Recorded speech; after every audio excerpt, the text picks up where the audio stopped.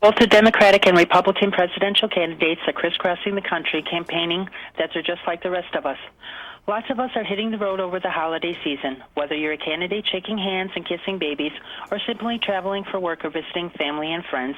We're all going to encounter billions of germs over the next several weeks. How can we protect ourselves? Microbiologist and germ researcher Dr. Gerba, a.k.a. Dr. Germ, joins us now live from New York this morning with more. Good morning, Doctor. Good morning. We see political candidates shaking hands constantly. Why are our hands our worst enemies when it comes to staying healthy? Well, when you have the cold and flu, about a third of the people will have the cold or flu virus on their hands. And every time they shake somebody's hands, they're basically handing the virus, or if they touch other surfaces, they're going to lay down the viruses on surfaces which you might later touch, pick it up, and then these viruses are very effectively transmitted by touching your eyes or nose. So that's why this time of year, particularly with traveling, it becomes really important to practice good hygiene. Doctor, what are some of the most common germ-spreading surfaces that we should avoid? Common surfaces are really like computer keyboards, push buttons, ATM machines, shopping cart handles is another good example, and doorknobs. All of these can harbor viruses. During the cold and flu season in office building, as many as 1/3 of the surfaces can have a virus on it that can cause a cold or flu. The holidays are coming up, and many of us will be traveling. Which mode of holiday travel carries the greatest risk for sickness?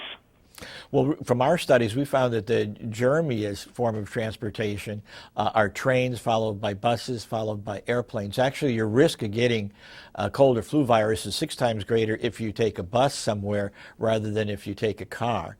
So you're always going to be being exposed to cold and flu viruses no matter what you do over the holiday season. And it's important not only to practice good hand hygiene, like good hand washing and hand sanitizers, but also to be prepared if you catch a cold. Eventually, the odds are going to catch up with you and you probably catch a cold.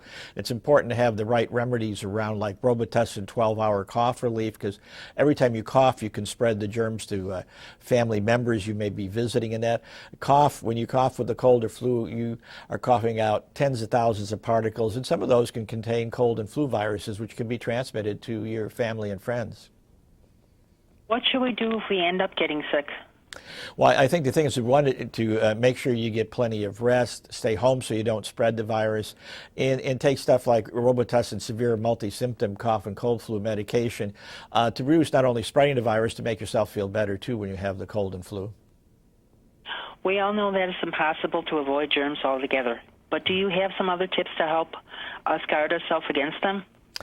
Yes, you're really always running a gauntlet of germs all the time, and you're gambling with germs, so to speak. And the good practices, good hygiene practices are designed to keep the odds in your favor and not in the germs. Best thing you can do during this time of year is practice good hand washing, use a hand sanitizer, particularly when you come out from being in public, like shopping, for example, or visiting family or friends, or your children when they come home from school, have them wash their hands right away or use a hand sanitizer.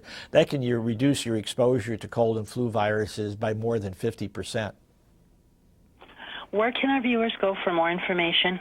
You can find more information by going to trail.Dr. Doctor, I'd like to thank you for taking this time to share the germ theory with our audience. Thank you. Thank you.